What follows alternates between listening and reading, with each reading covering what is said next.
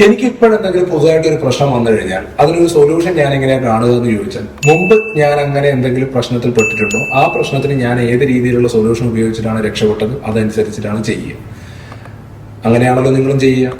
അപ്പോൾ CA, CMA, CS ഒക്കെ പഠിക്കുന്ന ഒരു കുട്ടികളെ സംബന്ധിച്ചിടത്തോളം കുറച്ച് അന്ധവിശ്വാസങ്ങൾ ഇതുമായിട്ട് ബന്ധപ്പെട്ടിട്ടുണ്ട്. അത് ഓവർകം ചെയ്യുകയാണെങ്കിൽ നമ്മളെ സംബന്ധിച്ചിടത്തോളം ഇങ്ങനെയുള്ള കോഴ്സുകൾ വളരെ പെട്ടെന്ന് തന്നെ കംപ്ലീറ്റ് ചെയ്യാൻ വേണ്ടി പറ്റും. ഈ പെട്ടെന്ന് എന്ന് പറയുമ്പോൾ ഞാൻ ഫസ്റ്റ് അറ്റംപ്റ്റ് എന്നുള്ള അർത്ഥത്തിലൊന്നും എടുക്കുന്നില്ല. പക്ഷെ ഒരു 2-3 തവണ എക്സാം എഴുതുമ്പോഴേക്കെങ്കിലും നമ്മൾ ആ ഒരു ട്രാക്കിലേക്ക് എത്തിയിട്ടില്ലെങ്കിൽ നമ്മുടെ ലൈഫ് വെറുതെ സ്പോയിലാണ്.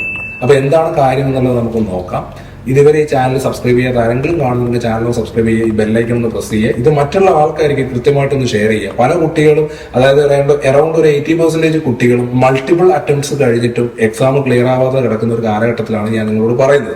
ഇനിയുള്ള കാലം കൊമേഴ്സ് പ്രൊഫഷണൽ കോഴ്സുകൾക്ക് ബൂമിങ് വരുന്ന ഒരു കാലഘട്ടത്തിലേക്കാണ് നമ്മൾ പോകുന്നത്. കാരണം ബിസിനസ്സുകൾ തഴച്ചു വളരുന്നു, അക്കൗണ്ടന്റുമാർ ഇഷ്ടംപോലെ ആവശ്യമുണ്ട്, ടാക്സ് കൺസൾട്ടന്റുമാർ ആവശ്യമുണ്ട്, ബിസിനസ് സ്ട്രാറ്റജിസ്റ്റിന് ആവശ്യമുണ്ട്. ഇതൊക്കെ കൈകാര്യം ചെയ്യാൻ നമ്മളെ പോലെയുള്ള കൊമേഴ്സ് പ്രൊഫഷൻസിനാണ് കൂടുതൽ ഓപ്പർച്യൂണിറ്റി ഉള്ളത്. ഓപ്പർച്യൂണിറ്റി മുന്നിൽ വെച്ചുകൊണ്ട് നമ്മൾ ഉഴപ്പാൻ പാടില്ല എന്നുള്ളത് മാത്രമാണ് ഈ വീഡിയോയുടെ പർപ്പസ്. ഓക്കെ, എന്താണ് നമുക്ക് സംഭവിക്കുന്ന കാര്യം നോക്കാം. നമ്മൾ 10ാം ക്ലാസ് എക്സാം എഴുതി. അപ്പോൾ എക്സാം എഴുതുമ്പോൾ നമ്മളെ സംബന്ധിച്ച് മിനിമം സിലബസ്, നമ്മൾക്ക് അത്യാവശ്യം എക്സാമിന് എന്തൊക്കെയാണ് ചോദിക്കുക എന്ന് ടീച്ചേഴ്സ് പറഞ്ഞുതരും. എസ്സേക്ക് എന്ത് ചോദിക്കും, ഷോർട്ട് നോട്ട് എന്ത് ചോദിക്കും, പാരഗ്രാഫ് ആൻസർ എന്ത് ചോദിക്കും എന്നൊക്കെ കൃത്യമായിട്ട് പറഞ്ഞുതരും. നമ്മൾ മെന്റലി ഫീഡറാണ്. നമ്മളോട് പറഞ്ഞിരിക്കുന്നത് 10ാം ക്ലാസ് എന്ന് പറയുന്നത് ജീവിതത്തിന്റെ ടേണിംഗ് പോയിന്റ് ആണെന്നാണ് പറയുന്നത്. സ്വാഭാവികമായിട്ടും നമുക്ക് ആ സമയത്ത് കൂടുതൽ ചിന്തകളൊന്നും വളരാത്തത് കൊണ്ട് എങ്ങനെയെങ്കിലും കൂടുതൽ മാർക്ക് വാങ്ങിച്ച് എക്സാം പാസ്സാവുക എന്നുള്ളതാണ് നമ്മൾ ചിന്തിക്കുക. സ്വാഭാവികമായിട്ടും നമ്മൾ കുറേയൊക്കെ കാണാപ്പാടം പഠിക്കും. എക്സാം എഴുതി നല്ല മാർക്കൊക്കെ കിട്ടും. 10A+ ഒക്കെ കിട്ടിയിട്ടുണ്ടാവും, ചിലപ്പോൾ 9A+ ആയിരിക്കാം. അതിന്റെ പ്രൈസിങ്ങും കിട്ടും. കുടുംബത്തിലൊക്കെ നമ്മൾ ഭയങ്കര പ്രൈസ്ഡായിരിക്കും. എന്ന് വെച്ചാൽ എല്ലാ ആൾക്കാരും പറയുന്നത് ഇവൻ പഠിക്കുന്ന കുട്ടിയാണ്, കഴിവുള്ള കുട്ടിയാണ്, അതാണ് ഇതാണ് എന്നൊക്കെ പറഞ്ഞ് നമ്മളങ്ങ് മോട്ടിവേറ്റ് ചെയ്ത് അങ്ങ് തെങ്ങിന്റെ മുകളിൽ കൊണ്ടെത്തും. ഇത് കഴിഞ്ഞിട്ടാണ് +1 +2 പോവുക. CBSE ആയിക്കോട്ടെ, കേരള സിലബസ് ആയിക്കോട്ടെ, അവിടെയും സംഭവിക്കുന്ന കാര്യം ഇതൊക്കെ തന്നെയാണ്. എക്സാമിന് ഇനി സ്കൂളുകളുടെ റിസൾട്ട് കൂട്ടാൻ വേണ്ടിയിട്ടും അതുമായി ബന്ധപ്പെട്ട് പല കാര്യങ്ങളും ആ രീതിയിലാണ് കുട്ടികൾ പഠിക്കുന്നത്. അവിടെയും സിലബസിന്റെ വോളിയം എന്ന് പറയുന്നത് കമ്പാരിറ്റീവ്ലി കുറവാണ്.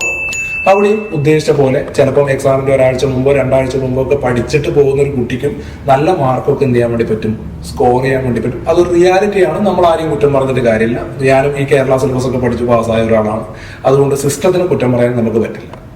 ഇത് കഴിഞ്ഞിട്ട് CA, CMA, CS പോലെയുള്ള commerce professional, Indian commerce professional കോഴ്സുകൾ പഠിക്കുന്ന ACCA ഒക്കെ പഠിക്കാൻ പോകുന്ന കുട്ടികളെ സംബന്ധിച്ചിടത്തോളം ആദ്യം വരുന്ന ടാസ്ക് എന്ന് പറഞ്ഞാൽ, നമ്മൾ ഇതുവരെ പഠിച്ച ലിമിറ്റഡ് സബ്ജക്ട് അല്ലെങ്കിൽ ലിമിറ്റഡ് സിലബസ് ഉള്ളതിന്റെ അപ്പുറത്ത് വോളിയം കുറച്ച് കൂടും. പ്രത്യേകിച്ച് ഇന്റർമീഡിയറ്റ് ലെവലൊക്കെ ആകുമ്പോഴേക്ക് നമുക്ക് പഠിക്കാനുള്ള ടോപ്പിക്കിന്റെ വോളിയം, വലിപ്പം കൂടും, കണ്ടന്റ് കൂടും. അപ്പൊ നമ്മൾ മുമ്പ് പഠിച്ചത്, എക്സാം പാസ്സാവാൻ പഠിച്ചത്, കാണാപ്പാടം പഠിച്ച് രക്ഷപ്പെടുക എന്നുള്ള ഒരു ചടങ്ങാണ്.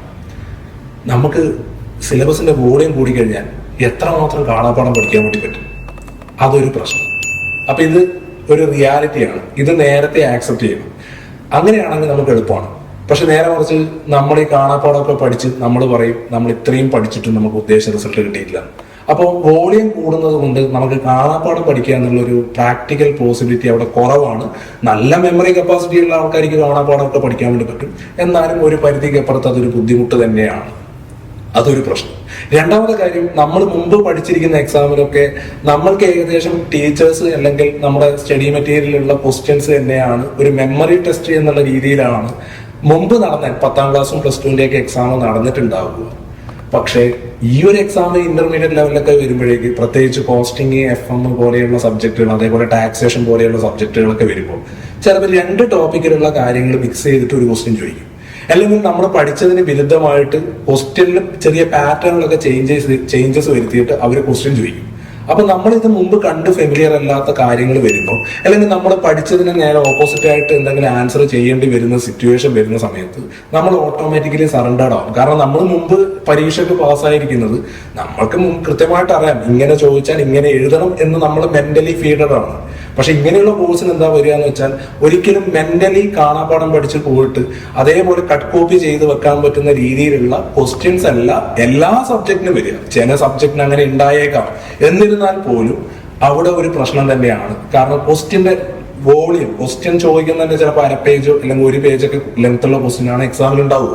അപ്പൊ ഇത് വായിച്ച് കാര്യങ്ങൾ കോംപ്രഹെൻഡ് ചെയ്ത് അതിനകത്തുള്ള ലോജിക്കലായിട്ടുള്ള ഇഷ്യൂസ് മനസ്സിലാക്കി അതിനകത്ത് ഹിഡൻ ആയിട്ടുള്ള കാര്യങ്ങൾ ഉണ്ടെങ്കിൽ അത് ഫൈൻഡ് ഔട്ട് ചെയ്ത് നമുക്ക് പിക്ക് ചെയ്തെടുക്കാനുള്ള കപ്പാസിറ്റി ഈ ഒരു കോഴ്സിന് വരുമ്പോൾ നിർബന്ധമായിട്ട് ഉണ്ടാവേണ്ടതാണ്. ഇനി അത് തുടക്കത്തിലെ ഇപ്പോൾ കോഴ്സ് പഠിക്കാൻ പോകുന്ന ഒരാൾ തുടക്കത്തിൽ അത് ഉണ്ടാക്കിയിട്ട് തരികയല്ല. നമ്മളിത് പഠിച്ചു തുടങ്ങുന്ന സമയത്ത് ഗ്രാജുവലി നമുക്ക് ഉണ്ടാക്കി കൊണ്ടുവരാൻ പറ്റുന്ന ഒരു കാര്യമാണ്. അതിന് നമുക്ക് ചെയ്യേണ്ട കാര്യങ്ങൾ നമ്മൾ കുറച്ചൊക്കെ ചെയ്യണം. ഒന്ന്, ഫാക്കൾട്ടീസിനെ മാത്രം ഡിപ്പെൻഡ് ചെയ്യാതിരിക്കുക ഏറ്റവും നല്ലൊരു കാര്യമാണ്. നമ്മൾക്ക് നമ്മുടെ കഴിവുകേടും നമുക്ക് കൃത്യമായിട്ട് അറിയാമെങ്കിൽ നമ്മൾ കഴിവുകേടുള്ള കാര്യങ്ങൾ, പ്രത്യേകിച്ച് ഇപ്പം ലോജിക്കലി ആൻസർ ചെയ്യാൻ പറ്റുന്നില്ല, ഒരു ലെങ്ത്തുള്ള ക്വസ്റ്റ്യൻ വായിച്ചിട്ട് അത് കോംപ്രഹെൻഡ് ചെയ്യാൻ പറ്റുന്നില്ല, അപ്പൊ നമ്മൾ എന്ത് ചെയ്യണം? അതിനുള്ള സ്കില്ല് ഉണ്ടാക്കിയെടുക്കണം. മനുഷ്യന്മാരല്ലേ, എല്ലാ സ്കില്ലും ലേൺ ചെയ്യാൻ പറ്റുന്നതാണ് സയൻസിലൊക്കെ പറഞ്ഞിരിക്കുന്നത്. അപ്പൊ നിങ്ങൾക്ക് ഓർമ്മശക്തി കൂട്ടാനുള്ള വഴികളുണ്ട്, വായിക്കാനുള്ള സ്കില്ലില്ലെങ്കിൽ വായനാശീലം കൂട്ടാനുള്ള വഴികളുണ്ട്, കാര്യങ്ങൾ മനസ്സിലാക്കുന്ന രീതിയിൽ നമുക്ക് ചെയ്യുന്ന രീതിയിലൊക്കെ ചെറിയ ചെറിയ മാറ്റങ്ങൾ വരുത്തിയാൽ തന്നെ നമ്മൾക്കൊരു ടോപ്പിക്ക് മനസ്സിലാക്കാനും കൺസെപ്റ്റ് ക്ലിയർ ചെയ്യാനുള്ള വഴികളൊക്കെ ഇഷ്ടംപോലെയുണ്ട്. അപ്പൊ അതൊക്കെ നമുക്ക് സ്കില്ലൊക്കെ ലേൺ ചെയ്യാൻ വേണ്ടി പറ്റും. പക്ഷെ നമ്മൾ ഈ പറഞ്ഞ പോരായ്മകളെ മറച്ചു വെച്ചുകൊണ്ട് ഇതിന്റെ മുകളിൽ പഠിച്ച് നിങ്ങൾ പരീക്ഷയൊക്കെ പാസ്സാവണമെന്ന് ചിന്തിക്കുന്നത് കൊണ്ടാണ് പലപ്പോഴും കുട്ടികൾക്ക് ഉദ്ദേശിച്ച റിസൾട്ട് കിട്ടാത്തത്. എന്നിട്ട് നാട്ടിൽ പറഞ്ഞു നടക്കും ഈ പറയുന്ന എക്സാമും ഒക്കെ ഭയങ്കര ടഫാണെന്ന് പറയും. ആക്ച്വലി ഒരു മനുഷ്യന് ഒരു പരീക്ഷ പാസ്സാവാൻ വേണ്ടത് ബേസിക് ആയിട്ടുള്ള ക്വാളിറ്റി, അത്യാവശ്യം നല്ലൊരു വായനാശീലം, 2 കാര്യങ്ങളെ പ്രാക്ടിക്കൽ ഒരു പോസിബിലിറ്റിയിലേക്ക് കൺവേർട്ട് ചെയ്യുക, അനാലിറ്റിക്കൽ സ്കില്ല് കുറച്ച് കൂട്ടുക. ഇതൊക്കെ നമുക്ക് ഉണ്ടാക്കി കൊണ്ടുവരാൻ പറ്റുന്ന സ്കില്ലാണ്. പക്ഷെ നമ്മൾ അങ്ങനെയുള്ള നമ്മളെ ചലഞ്ച് ചെയ്യുന്ന കാര്യങ്ങളിൽ കുറച്ച് ടൈം എന്ത് ചെയ്യണം? ഇൻവെസ്റ്റ് ചെയ്യണം.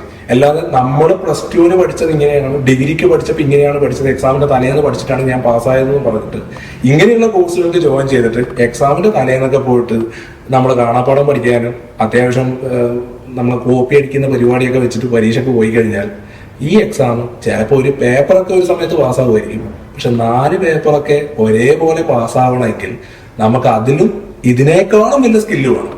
എന്നാലേ നമ്മൾ ഉദ്ദേശിച്ച രീതിയിൽ മാർക്കൊക്കെ കിട്ടുള്ളൂ. അപ്പൊ അങ്ങനെ നടക്കൂല എന്ന് നിങ്ങൾക്ക് ബോധ്യപ്പെട്ടിട്ടുണ്ടെങ്കിൽ നിങ്ങൾ മുമ്പ് പഠിച്ച കാര്യങ്ങളൊക്കെ മുമ്പ് കഴിഞ്ഞു, ഈ ഒരു കോഴ്സ് പുതിയതാണ്, ഇത് പാസ്സാവണമെങ്കിൽ നമ്മുടെ മൈൻഡ് സെറ്റ് അതിനനുസരിച്ച് മാറ്റണം, നമ്മുടെ വർക്ക് മോഡ് മാറ്റണം. എക്സാമിന്റെ 1 മാസം മുമ്പോ 2 ആഴ്ച മുമ്പോ പൂർണ്ണമായിട്ട് പഠിക്കാൻ ഇറങ്ങുകയല്ല ചെയ്യേണ്ടത്. കോഴ്സ് തുടങ്ങുന്ന സമയത്തെ തുടങ്ങണം. അതിനകത്ത് എന്തെങ്കിലും പോരായ്മ ഉണ്ടെങ്കിൽ ടൈമിലി അതിന് മാറ്റം വരുത്തണം. എന്നിട്ട് നമ്മൾ ഗ്രാജുവലി ഇമ്പ്രൂവ് ചെയ്യണം. ഒറ്റയടിക്ക് 100% പെർഫെക്റ്റ് ഒന്നാവണ്ട. നിങ്ങളിപ്പോ 10ലാണ് നിൽക്കുന്നതെങ്കിൽ 10.1 ആയാൽ പോലും അതൊരു ഇമ്പ്രൂവ്മെന്റ് ആണ്. അപ്പൊ കണ്ടിന്യൂസ് ഇമ്പ്രൂവ്മെന്റ് നമ്മൾ ചെയ്യണം. അങ്ങനെയൊക്കെ ചെയ്യുന്ന ആൾക്കാരൊക്കെ ഈ പരീക്ഷ പാസ്സായിട്ടുണ്ട്. ആ ആൾക്കാരാണ് 20%, 10%-ത്തിലൊക്കെ വരുന്നത്. നമ്മൾക്ക് ഈ 20%-ത്തിൽ വരാൻ ആഗ്രഹമുണ്ടോ? നമ്മൾ മാറുക. അല്ലാതെ നാട്ടുകാർ മൊത്തം മാറിയിട്ട് ഞാൻ മാറാന്നൊക്കെ ചിന്തിക്കുന്നത് ഈ കോഴ്സ് പഠിക്കുന്ന കുട്ടികൾക്ക് ഉചിതമല്ല. എക്സ്പെഷ്യലി ഞാൻ പറയുന്നു, ഗ്രാജുവേറ്റ് ആയിക്കോട്ടെ പോസ്റ്റ് ഗ്രാജുവേറ്റ് ആയിക്കോട്ടെ, നമ്മുടെ യൂണിവേഴ്സിറ്റി എക്സാമിനും നമ്മുടെ സ്റ്റേറ്റ് സിലബസിനും 10ാം ക്ലാസ്സിനും ഒക്കെ ചെറിയ ചെറിയ ലിമിറ്റേഷൻസ് ഉണ്ട്. ആ ലിമിറ്റേഷൻസിനെ നമ്മൾ എന്തായാലും ആക്സെപ്റ്റ് ചെയ്തേ പറ്റൂ. അതിനെ ഓവർകം ചെയ്യേണ്ട രീതിയിൽ നമ്മുടെ പ്രിപ്പറേഷൻ കാര്യങ്ങളിൽ മാറ്റം വരുത്തിയിട്ടില്ലെങ്കിൽ നിങ്ങൾ ഇങ്ങനെയുള്ള കോഴ്സുകൾ സെലക്ട് ചെയ്യുന്നതിന് മുമ്പ് 2 കാര്യം ആലോചിക്കുക. ഞാൻ മുമ്പ് പഠിച്ചതേ ഇപ്പോഴും ചെയ്യൂ എന്നുള്ള ചിന്തയോട് കൂടിയാണ് ഈ കോഴ്സിന് ഇറങ്ങി പുറപ്പെടുന്നതെങ്കിൽ നിങ്ങൾക്കത് വർക്കൗട്ട് ആവാനുള്ള പോസിബിലിറ്റി കുറവാണ്. എന്നാലും എക്സെപ്ഷണൽ കേസ് ഉണ്ടാവാം. പക്ഷെ എപ്പോഴും ചക്ക വീണ് ചെയ്യാറില്ല, മുയല് ചാവാറില്ല, എടുക്കുന്ന എല്ലാ ലോട്ടറിക്കും സമ്മാനം അടിക്കാറില്ല. ഇത് രണ്ടും നിങ്ങൾ റിയലൈസ് ചെയ്തേ പറ്റൂ. ഇതൊരു ഫാക്റ്റ് ആണ്. ഇനി ഞാൻ പറഞ്ഞതിൽ എന്തെങ്കിലും എതിരഭിപ്രായം ഉണ്ടെങ്കിൽ ഈ ഫീൽഡിൽ വർക്ക് ചെയ്യുന്ന ആൾക്കാർക്ക് ഇതുമായി ബന്ധപ്പെട്ട ഒരു ഡിസ്കഷൻ ആണെങ്കിൽ നമുക്ക് ഓപ്പൺ ചെയ്തിടാം.